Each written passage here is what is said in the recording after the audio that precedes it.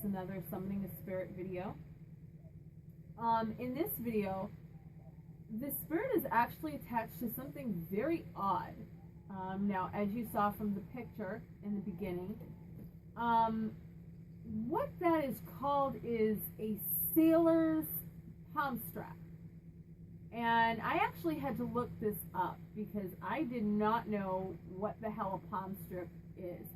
So apparently there's a loop that goes over the thumb, and then the rest of it straps around the hand. And there is like a piece of metal just right about here, where the meat of the thumb is.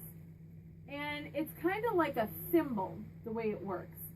The reason that sailors would have these is to patch the canvas sails. Canvas is obviously, on a boat, it would have to be very thick, and they would take the needle, which is a very thick gauge of needle, to be able to pierce the canvas over and over again. And as they would hold it here, they would insert it into the sail and push it here, push the bottom of it here, and then once it was on the other side, take it and pull it up like that. Apparently most sailors had palm straps because basically every sailor had to know how to pitch in and fix the sails. And when you think about it, you don't think about having thick canvas sails. You see the movies and you're like, unfurl the sails, and this huge sail billows out and it looks like it's made of like bed sheets. But if you think about it, a bed sheet would be ripped to shreds if you have like a high wind that's going on. So now that I saw what that's about, I'm like, oh, well, yeah, that makes a hell of a lot more sense. You would have thick canvas sails, obviously, as opposed to something as thin as a bed sheet, because that's the only way and even then they would still get tattered, but they tattered less often than if you had a bed sheet. So, it turns out that there actually is a spirit attached to this. The person that owns this palm strap felt that there was a spirit there, and there is a spirit. He is a male. I do know his full name, and how I got his full name is that this person had actually purchased another spirit from me who has been very helpful to me on occasions, rooting out problems in our house and during other spirit summonings.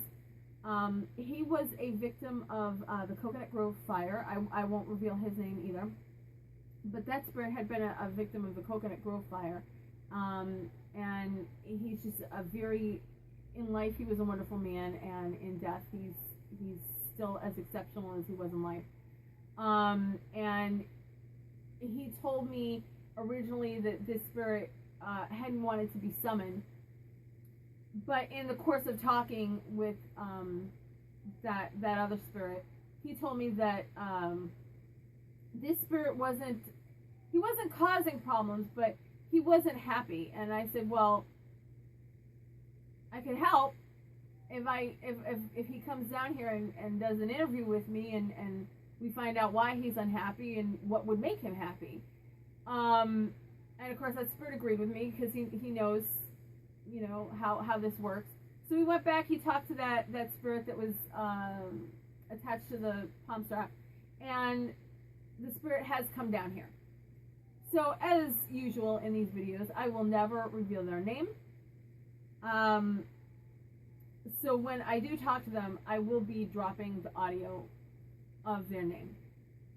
So that's why there will be audio drops.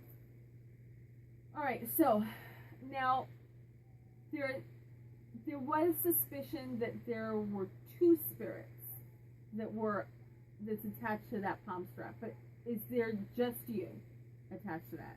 So there's like no little boy, there's no other spirit. Now is there another spirit maybe attached to you?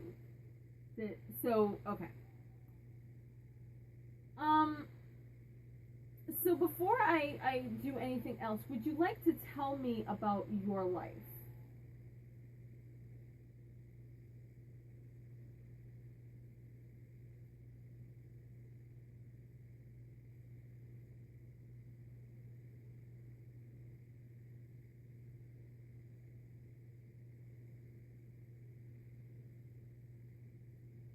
So you were born in 1820.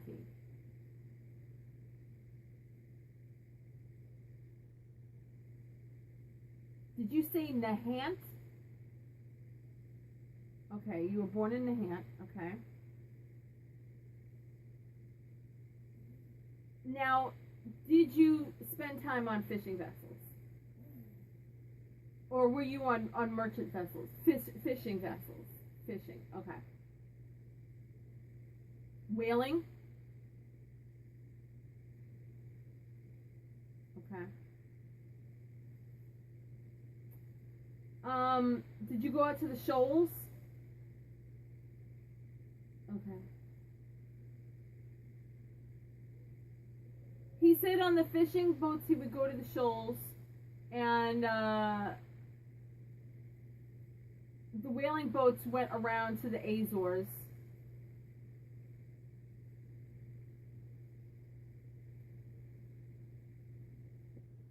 So did you make any ports of call in Europe? Oh. He said he's been to Amsterdam a couple of times.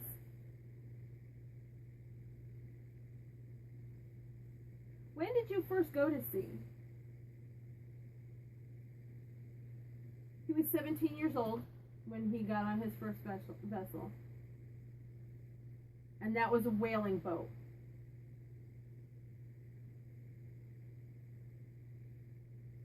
So you never did any merchant runs? No. No. Now, did you live your whole life out in Nahant? Which isn't really surprising. If your industry is in like a fishing town or fishing village, you pretty much stay. You don't usually go to another one unless there's a good reason, like you got run out of town or there was something that happened. Usually, back in those days, you lived and you died in the village.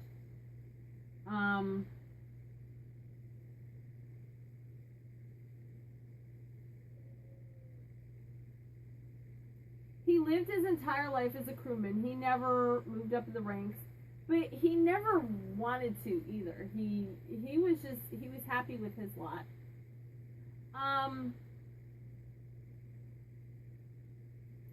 Were you alive during the Civil War? You were. Did you give that up to join the war? You did.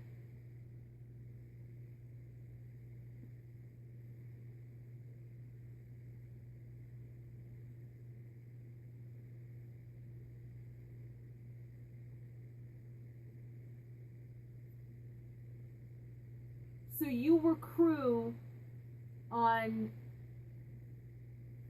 Navy vessels, and you were for the Union, right? Figured Nahant is a Massachusetts village, so we were staunchly Union.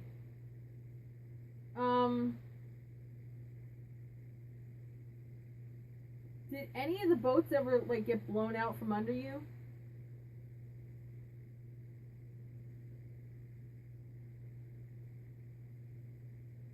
He said some of the boats that he served on 4 boats, 4 different boats. I think one was like a blockade runner. So another one was a pilot boat.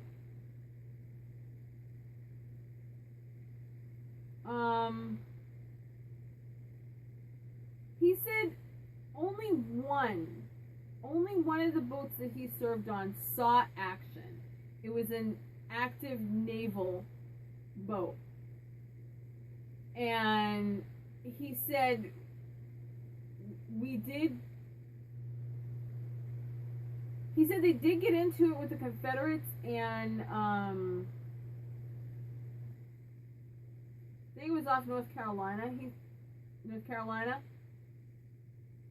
He thinks it was.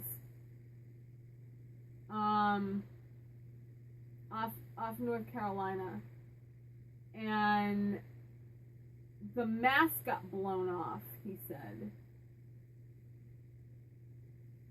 The top mast. And it got blown. Oh, the main mast.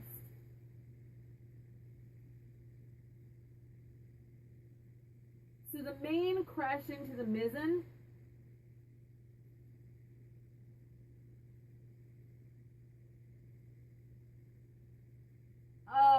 Okay. I see what you're talking about. Okay. So what he's saying is that, okay, so you've got like a sail here, and you've got the large mast here. Okay, you got a mast here, large mast here. I think this is called the main mast, and this is called the mizzen. Am I getting it right?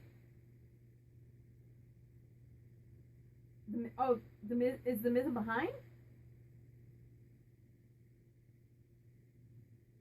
It was a three mast ship, right? Is the mizzen behind the main mast? It's in front of the main mast. Okay, so it was three masted, and I believe this was the mizzen, and this is the main. And what he's saying is that, like, right about, like, here, the main mast got blown apart, like, the mast got blown apart. And it fell into the mizzen. The top part of it broke off and went that way. And then it kind of went sideways, because the arm bar, it went sideways and went off the ship. And I think when it fell, it might have hit. It didn't hit you. It was your crewmates, because you were behind. You were towards the aft. He was at the aft, and it fell. And as it fell, it kind of turned. Did it sweep anybody off the deck? So it just landed. Landed on them. Okay. Was it a crush injury? Okay. So somebody's legs got crushed. Was it just one or both? One. The right leg. The right leg had to be amputated. Did he survive it? He did. Okay. So that was the only boat you were on that actually saw any action. Everything else was just like mundane, everyday. Okay.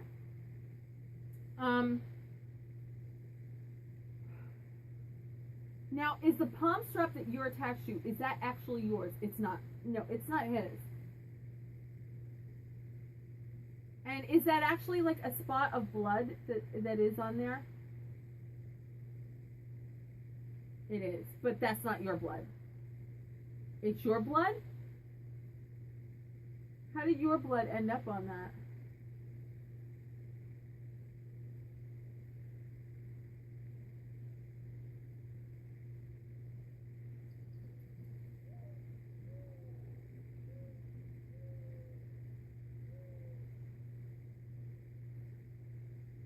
Did it belong? Your grandson or your great-grandson? So it belonged to your grandson.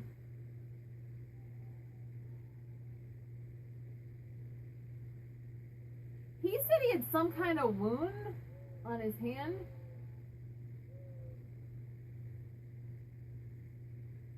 It's your blood. He said he had like a wound, because he was, at this point he was old. He was pretty old. And he had like a, where was it on your hand? He like, he's indicating like right here, like if, right where the needle would stab if you didn't have that thing. He had some wound here on his hand. And when he touched it, the gauze,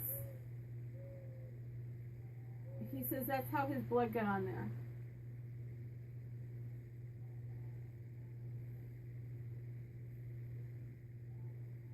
So how come you're attached to that? Did you give it to your grandson? Did you? Okay.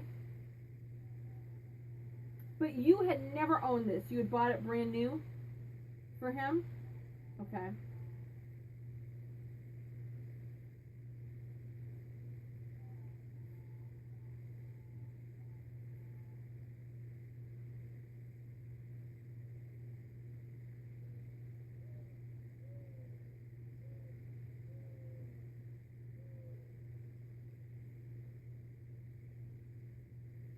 Okay.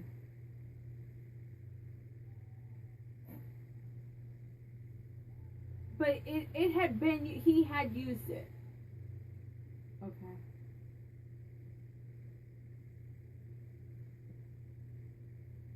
Something happened to the grandson.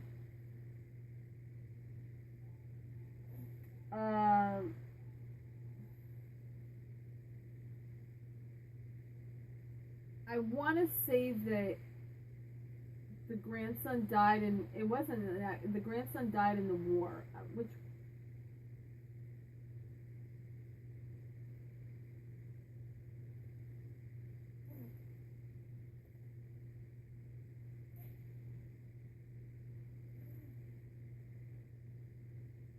are you talking about the Spanish Civil War?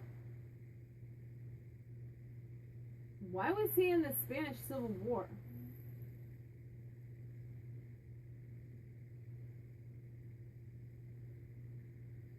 Oh, okay.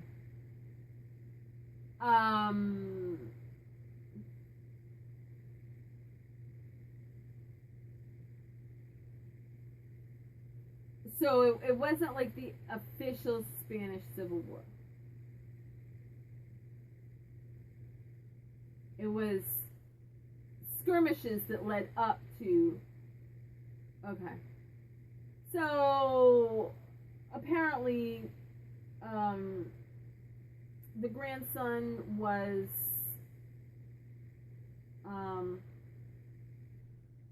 Now, are you talking about merchant ships? He was sailing on merchant ships. So the grandson signed up, and he was sailing on merchant ships, and one of the ports of call was in Cadiz. Is that what you're telling me, Cadiz? So one of the ports of call was in Cadiz, and the grandson had made some friends in that port, and the grandson had actually married a girl in that port, and so there were skirmishes that led up, like guerrilla fighting that led up to the Spanish Civil War, and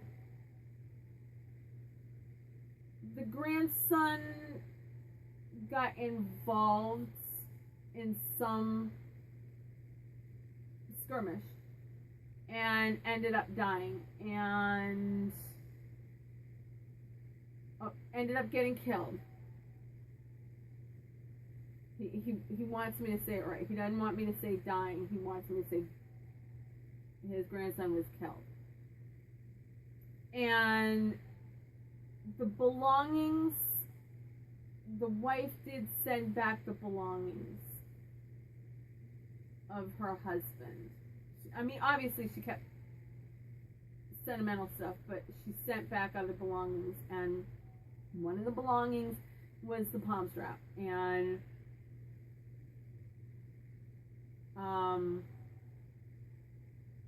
he really loved his grandson. It was his pride and joy. And so when the palm strap came back, he touched it. He was holding it, and that's how his blood got on it. And it was never used after that. It was just passed down.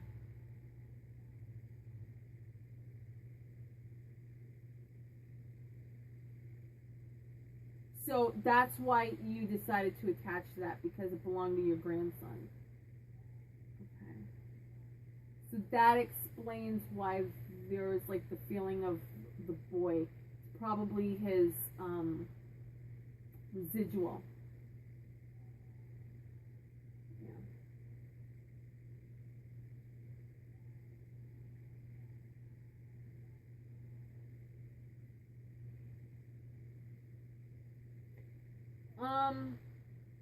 Now, Mr. C tells me that you are not happy. Are you personally unhappy, or are you just unhappy where you are? He's not happy where he is.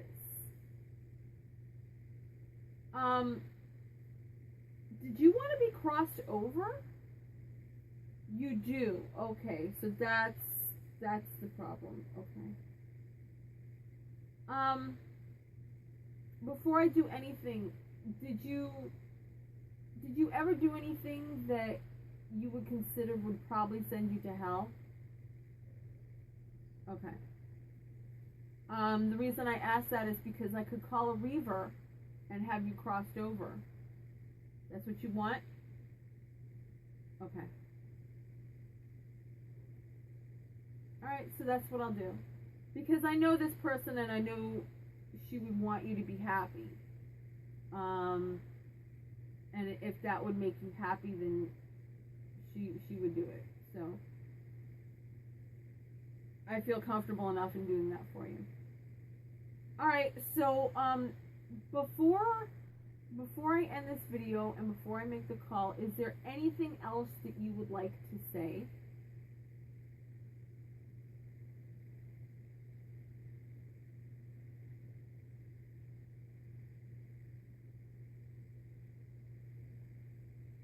He wanted to directly say to the person that had purchased this strap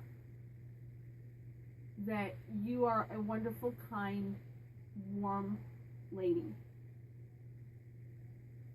And in other circumstances, he would feel most welcome. But he wants to find his grandson on the other side. And he has to go. But he thanks you.